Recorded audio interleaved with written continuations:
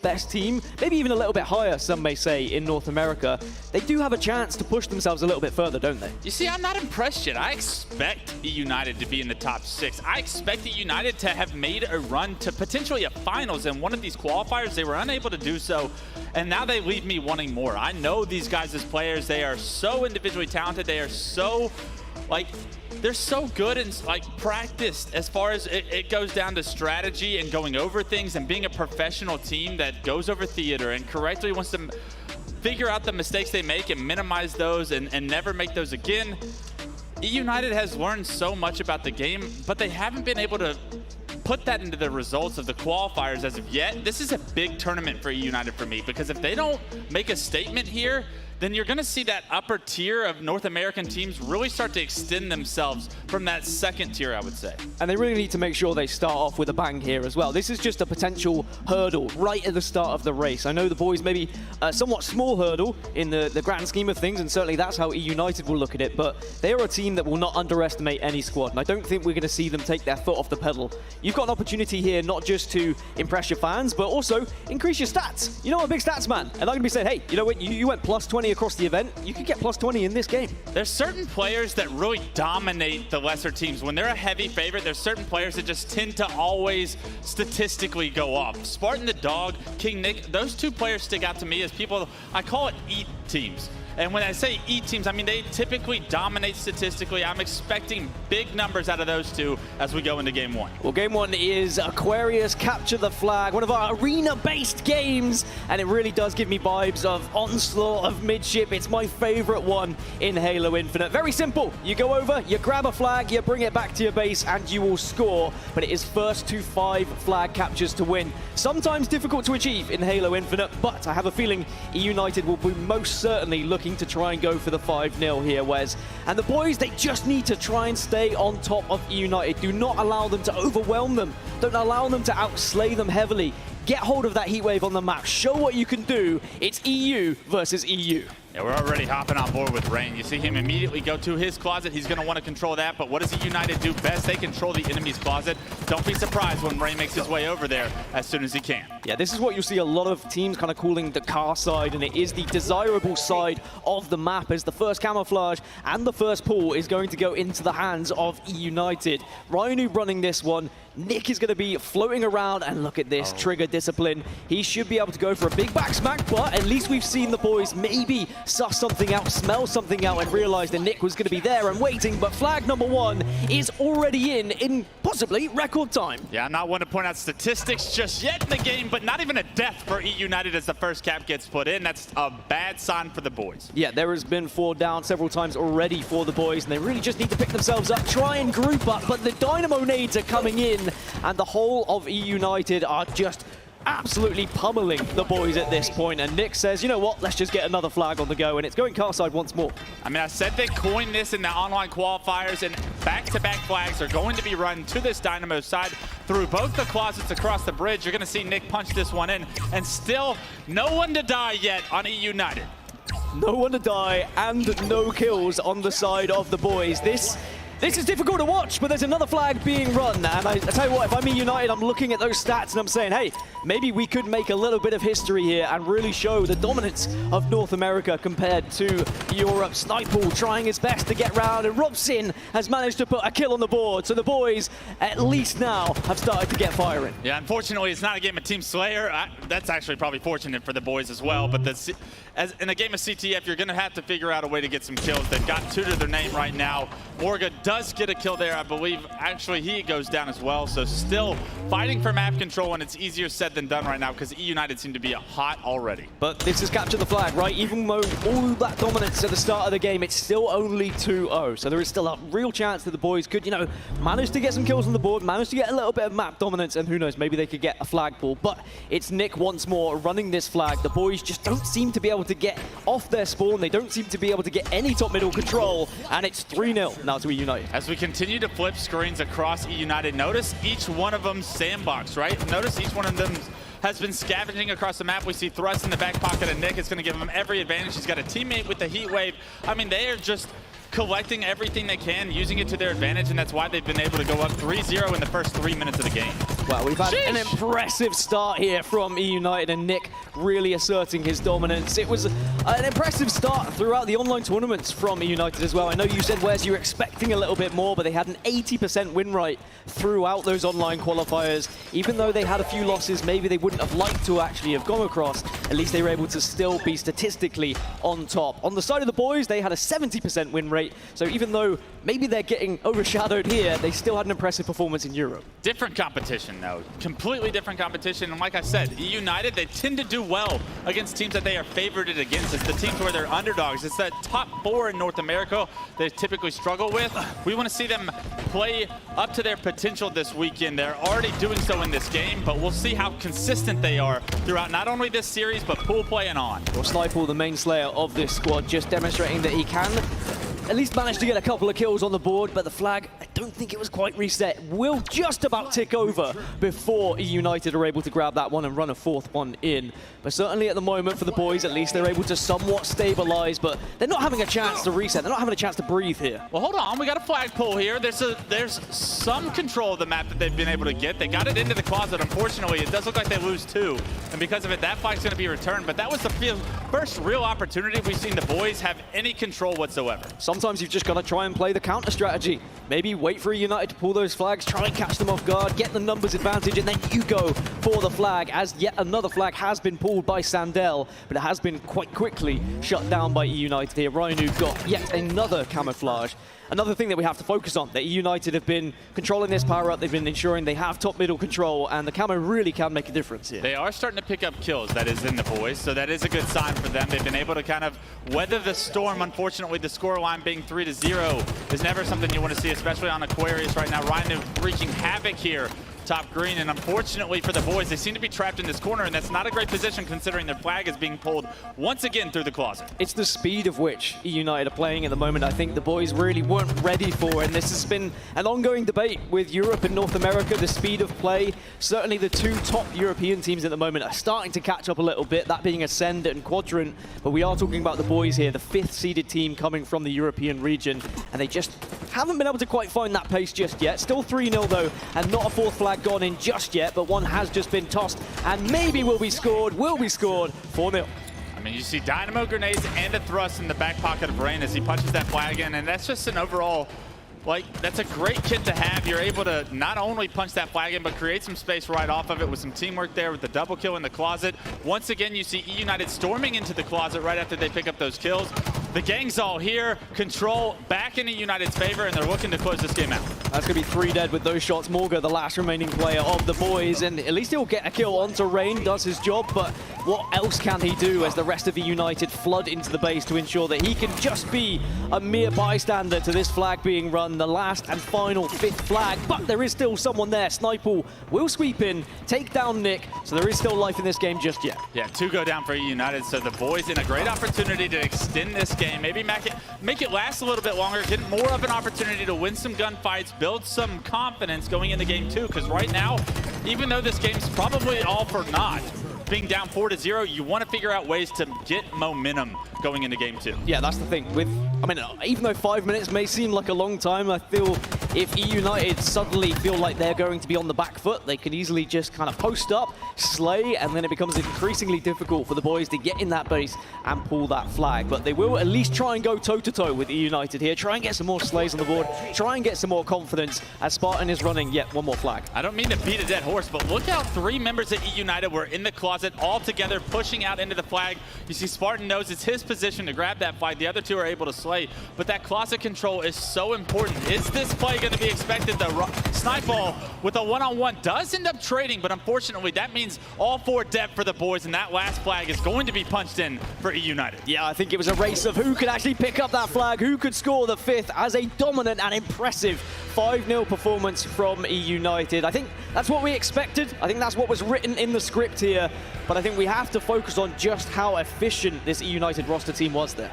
Yeah, absolutely. I mean, it was total control from the start to the finish. Fortunately for the boys, they were able to weather the storm for a little bit, get a few kills. Nobody got goosed, but still the result the same, 5-0, and that's a dominant performance from eUnited. Exactly what eUnited fans wanted to see coming into this tournament. And it was a difficult start for the boys as well. It took them a couple of minutes before they got a kill on the board. It was very much the eUnited show, and I started to wonder whether we were going to see a game where all 4 players weren't able to get a kill, but that would have been extremely impressive on a game time like this. Never have we seen that, especially in a pool play outcome of 2 professional teams going at it. That would have been a very incredible performance from eUnited, but still, I mean, they got the job done. Everything went their way. And if you're looking at the boys' perspective, you have to do a better job of getting some map control to be able to compete for camos and heat waves and dynamo grenades in order to even try and stay in some of these games a little bit longer. I think now we're moving to game number 2, and it is a recharge Slayer, and it is an opportunity for any team to get back into things. We've already said this, that Slayers are usually the game type where the lower seeded team might actually be able to achieve something, might be able to get something. But unfortunately, we're going to be in a situation where this is one of the worst game types on the side of the boys. They have already told me, I spoke to them, they said, you know, recharge, we're just not very good at it. And that worries me, that concerns me. Yeah, it should concern you because we talk about the Slayer. To get a result, this is their best chance, regardless if it is one of their worst or best maps. Recharge Slayer, Wes, talk me through the kind of fundamentals of this map. How do you win? I think you win by continuing to control these power positions like top BR and top commando, right? Every one of these angles, you have so much of an opportunity to pepper damage for your teammates to clean up these kills. You're already seeing Nick kind of anchor that position. Unfortunately, he gets taken down, and this is actually a great start for the boys. As they secure camo, we'll see what Morg is able to do. Starting strategy, very important in any game of Halo Infinite, and the boys have shown just that. The camo now could be very influential. Morga has a chance to finish a kill, will take down Rain, and now can look to jump up towards top batteries, towards yellow, and maybe do a little bit of a damage with a backstab. Has support as well, extremely important that you always have a teammate nearby. And this shock rifle, if it goes into the right hands, could be very dangerous indeed. Okay, here we go. 5-1, make it 6-1 off that kill from Morga with this camo, and already the boys have more kills almost than they did in the entire Aquarius CTO. Yeah, maybe Robson just lied to me, and maybe Recharge is actually a good map for them, who knows? But there's the shot starting to be hit. Morga showing that EU can turn up a little bit as a double kill now is found. They just need to make sure they don't get ahead of themselves, but I love the confidence there. Turning back, trying to hit the triple. I love the bait and switch we just saw in Pipes. That shows the teamwork, the veteran shit that you talked about before the series started for the boys. They're going to have to lean on teamwork to try and take down this United roster. Yeah, they cannot allow United to get ahead, get control, and really start to dominate them and consistently press them and not allow them to breathe, which is what happened in that Aquarius CTF game. But Rain at the moment, somewhat on the back foot, just hovering around the kind of long haul area, but he can see these grenades coming into him. But he desperately wants to get these grenades so he can fight back. He has no shield, but I think the most important thing here is he's still alive. The boys actually did a really good job of having the reticle on the exact placement of those frag grenades, so as soon as Rain went for him, they shot the frag grenades, blew him up, so deny Rain from picking up those frags, actually knocked him to no shield. This is a very pivotal moment in this game right now. As the first kill with Sword comes through from Morga. You see the boys now with no camo on the map to be played with. How are they going to be able to play against eUnited without the same power curve that they had earlier on? Well, Morga's starting to put on a bit of a show here. Arguably the objective player of this team, if I had to be honest, but you wouldn't know it with the start he's had with the shock rifle. Now has the sword in the back pocket, but there's a lot of responsibility if you have the sword. You cannot afford to give it away. Don't allow eUnited to set up with a sword, otherwise it could be very detrimental to you. But he already knows there's someone trying to push him at yellow here. Has to just hold down, hold his fort here, don't give anything away. He didn't know a player was right behind him on that bat ledge, but that player actually fell to the battery, so Morga's safe for now. They have to figure out a way to keep him alive because he's in such a crucial position to anchor for his team. This is the thing, if they slow this down too much, it's going to allow eUnited to start to slay, to start to get comfortable, but the sword can do damage, but not enough, just can't quite get there with the swipe. And now, unfortunately, this is where it could get bad news for the boys. They've given away that sword. Have they given the chance for eUnited to really start to take control of this game? I think we'll be looking back on that exact play, hoping, wishing that Morga was able to get that double kill, unfortunately, because he goes down.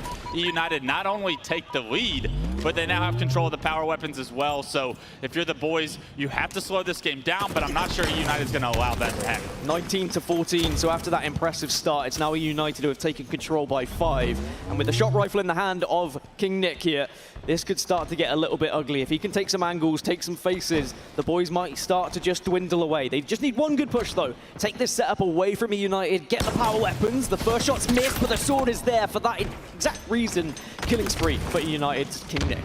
If you can't do it with the gun, pull out the sword, close the distance, and get the easy kill. The killing spree comes through. Nick at 7-4. I talked about how he's going to be a vital piece to eUnited's tournament run. He's already starting off very well so far in these first 2 games. A nice shot with the shock rifle there. And Nick showing you just why this eUnited roster picked him to be their 4th. Yeah, and I think the shock rifle can do so much damage as it comes in again and again, as Nick's starting to really put on a demonstration of what the shock rifle can do.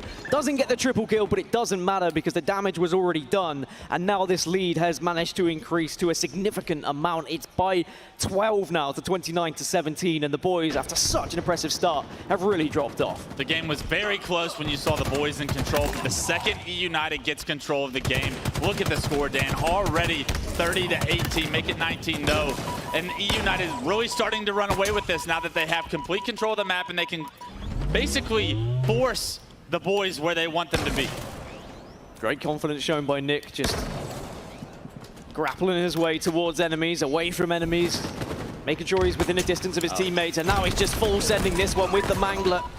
Doesn't want to give this away, but he certainly just allows the rest of the team to push with him. It's a killing frenzy for Nick. He can do it with the shock rifle, the sword, the Mangler, the BR. Nick doing it all right now, picking up a brand new, fresh shock rifle as well. Unfortunately, the frenzy gets stopped, but King Nick already doing the damage and creating the difference in this scoreline. Yeah, Nick with 12 kills, but there's plenty of assists for Rain. 9 assists for him at the moment, so a great contribution and great teamwork being demonstrated by eUnited right now. A little bit of a dance in the Whirlpool area will allow Nick to get away, and thankfully a teammate once more is there to clean things up. But as things slow down, I think for the boys, this is going to be a very uphill battle if it wasn't already. They like to play a little bit slower, and eUnited are just consistently pushing the spawns. They're running as a wolf pack. They're always in a 2, and the boys really struggling off spawn. We did just see the boys slow it down, and they just went 3 for 1, make it 4 for 1 and 4 for 2 now that they've killed that sword player. A great job by Snipeball there.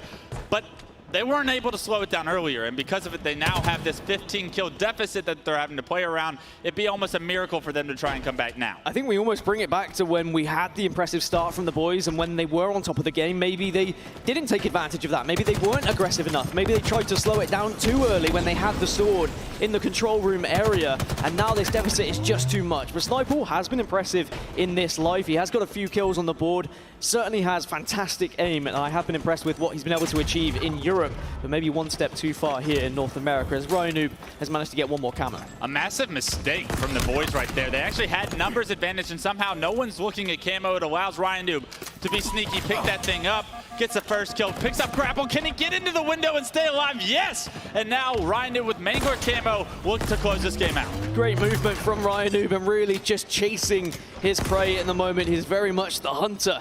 And they managed to get up to 46. So camo plus shock rifle, we can pretty much sit exposed. As I say that, the camouflage does dissipate. But 47-31, this one is all but over.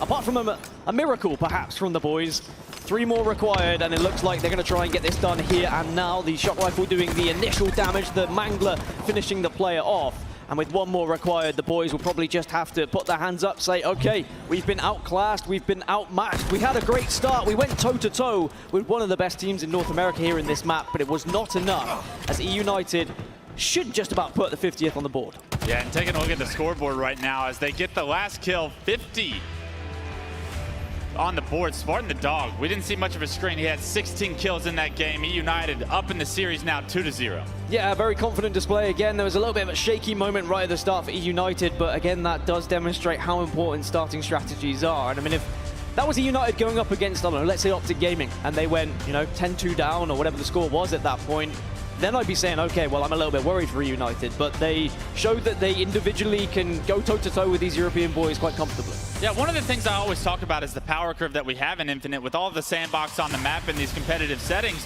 you're able to, when you have control, you're able to extend your lead or come back from massive deficits because of those situational advantages the sandbox can give you.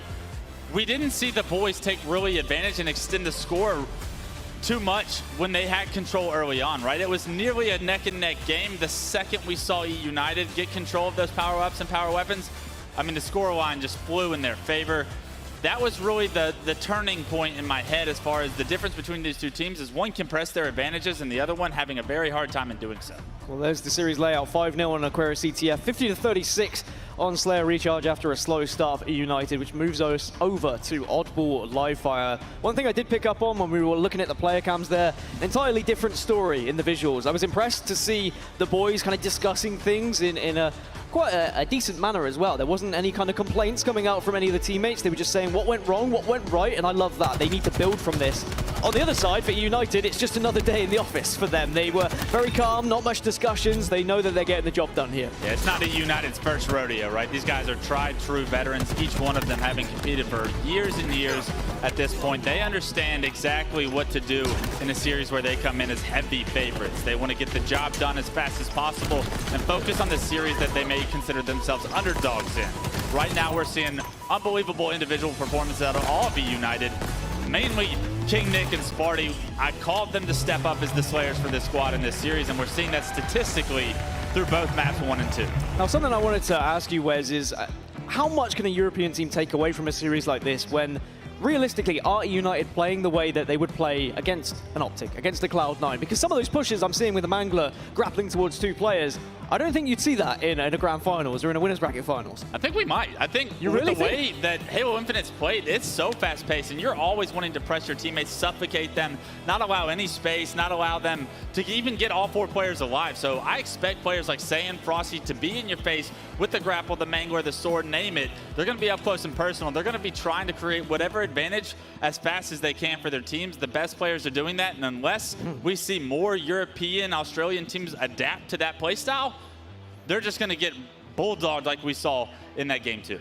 Nice little wink to the camera from Morga as well. It's good to see them enjoying themselves. That's what they've got to do. Like, it's not every day you're going to get the chance to play in pool play. They may never get to play in pool play again. Who knows? So you really need to just kind of thrive, enjoy this moment. It's a moment that I'm sure many a player would love to do. All the open bracket teams competing would love to get to the championship bracket and play on main stage. But map number 3 is going to be live fire Oddball. And if anything is to go by from those first 2 maps, it's going to be a difficult one here for the boys. It's going to be very difficult, especially if this snipe can get into the hands of that Spartan the Dog, Rain, or King Nick, honestly. All 3 of those players, incredible when it comes to sniping.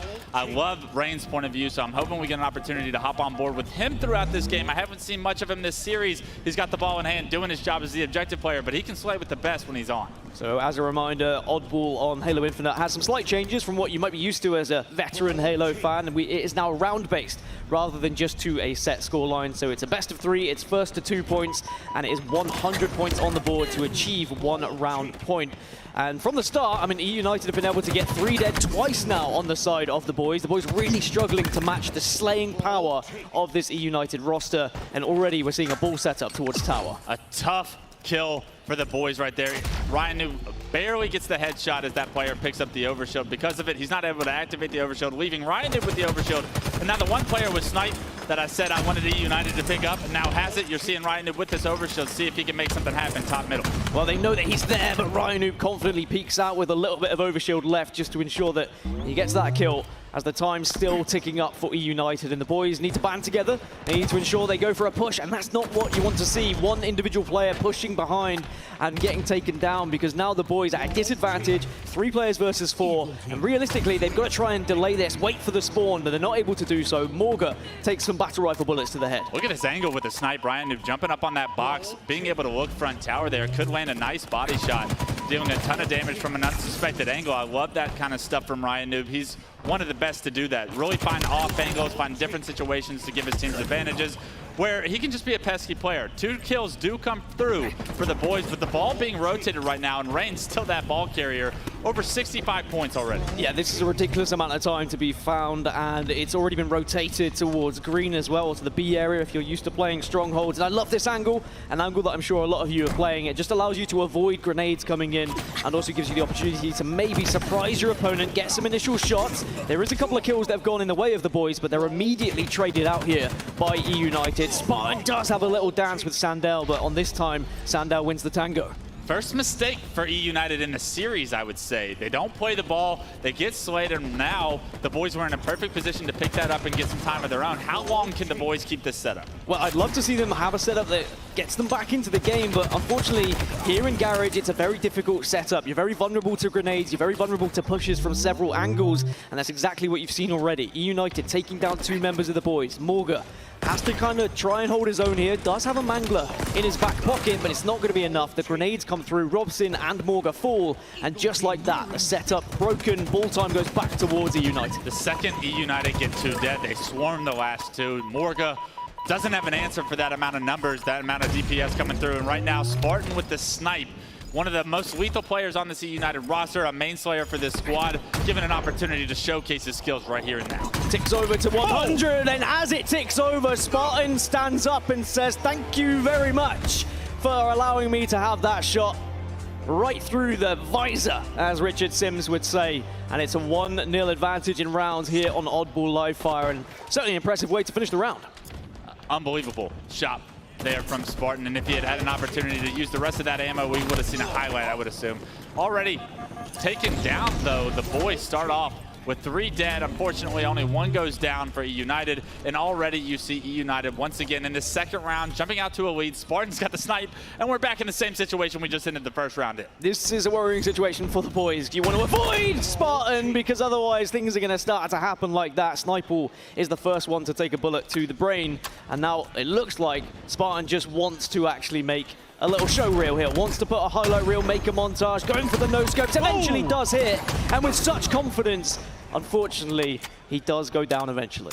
Very confident play as Spartan went for the no-scope multiple times in that situation. You can see he's just oozing confidence with his gameplay right now. We'll see if that continues when he starts to play in more intense series, but beautiful shots from Ryan Noob as well for the double, and it's like everyone on eUnited playing individually well right now. Ryan Noob providing the wiggles for everyone to watch as Nick does get taken down with the heat wave, so that's gone into the hands of Robson here, but it's, again, 51-0, and unfortunately for the boys, they've not been able to get the ball, they've not been able to get the setup. They have been able to somewhat slay out eUnited to stop this time from going towards that 100 mark, but it is not going to be enough for them to set up themselves. The Spartan just scampering away through bottom middle here, and the survivability I'm seeing from eUnited, extremely impressive. Yeah, great job by Spartan to stay alive there. It's not easy to choose what the right direction is there, but we do see a few kills come in from the boys. They have the ball at tower, so this another real opportunity to get a setup, maybe a chunk of time, get back into the second round, maybe push it to a third. eUnited probably saying, and Spartan probably saying, hey, can we just delay this one a little bit? Let's not win this one just yet. Let's wait for that sniper to come up so I can start to have a couple more montage clips on board. I've seen players like Royal 2 extend games when they know they have the series won in order to get their stats up. I hope that's not what we're going to see from eUnited. Who knows? At the moment, they just need to get this ball away from the boys. A clever play ball, but it is going to mean control going back into the hands of eUnited as the ball will be reset. But Rain is going to be in a position here to stop anyone who wants to go for it. He will wait, and the ball will be taken. And that's an interesting repulsor. I didn't know what was attempted there, maybe to try and jump top middle, but either way, it does not matter because they're going to be putting more ball time on, which means the boys have to break this setup soon. Otherwise, this series will be finished. Great rotations by Ryan Noob to double back from the pillars into bottom mid with this ball. Just so much situational awareness so far from eUnited in this ball play so far. We've seen perfect rotations multiple times that have extended their control. I like this as well. Even though they didn't have much control of the map in that particular scenario, they were just holding the ball towards bottom middle. They were making sure that if they did die, the ball was going to be in a vulnerable spot where they could push from it from spawn as 2 Slayers go towards eUnited once more. The boys in 2 versus 4 here. Nick just scouting the map to see if he can find one, will find one, and Robson suddenly the last player remaining for the boys. They've got one last push here to try and get back into this game. 80-19 right now, the snipe in King Nick's hand. He's going to get a free back smack on Sandel. Does he know these players are going to be brutes? The answer to that's going to be no. He's got a heat wave in his face. He's taken down, and this could be the last push of the series for the boys. Should be the last push unless someone can sneak behind, but 2 have gone down. Ryan Noob now having a 1v1 here. Does get the initial damage, but all the meanwhile, the ball is still being held by the eUnited roster, and they only need 4 more points. Desperate times for the boys as they try and stop it, but it looks like 99 will tick over, but not quite to 100 just yet. The boys arrive just in time to keep this series and this game just about alive. You saw eUnited try and throw the ball to the last player alive, maybe get that last second. It didn't work out in their favor, and now the boys, with their series lives on the line, cannot allow another point to be scored. I mean, I have seen comebacks like this, but this is going to be a difficult one. A nice perfect from Rain to make it even harder, and I tell you what, things have gone from bad to worse. The overshield has been grabbed, 2 are now down, the ball has been reset, it's only 1 second that remains, and it's going to be 3-0 to eUnited in this series. A very confident and impressive display and I'm sure the boys would have learned a lot from that series. Got a lot to learn and a lot to improve on right now if you want to play with America's best. eUnited, just the 5th seed from North America, but playing as strong as ever. They can really take this tournament if they can find the level of consistency with what we just saw. And it is worth being said, again, this is the 5th seed from Europe. It is a team who maybe didn't expect to be playing in pool play here today, were maybe thinking they'd be in the open bracket. They were given the opportunity, and they deserve the chance to play in pool play because they have impressed in the European region, but unfortunately just couldn't match faces like that. Beautiful.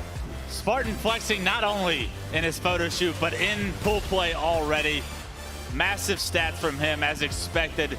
If eUnited want to go to the distance in this tournament, it will be on the back of Spartan the Dog flexing on some of our top teams. And of course, we've seen a different eUnited across the online tournaments. We saw a very impressive eUnited. We then saw an eUnited who dropped off when they lost the rematch versus Sentinels in the most recent online qualifier. How far do you think this roster can go? I know it's difficult to compare it when they're playing against an EU team. Clearly, there is a gulf of difference between the two. But do you think there's capabilities of anything higher than the top 6? Do you think top 3 is on the tables? I think this team can win. I think this team has put in so much work, has put in so much dedication, and they're all on the same page. They want to win. They know they can win. I think they can win. It's just a matter of can they find the consistency. Something we haven't pointed out throughout this entire series is the pickup of Chig and what he does as a head coach, a veteran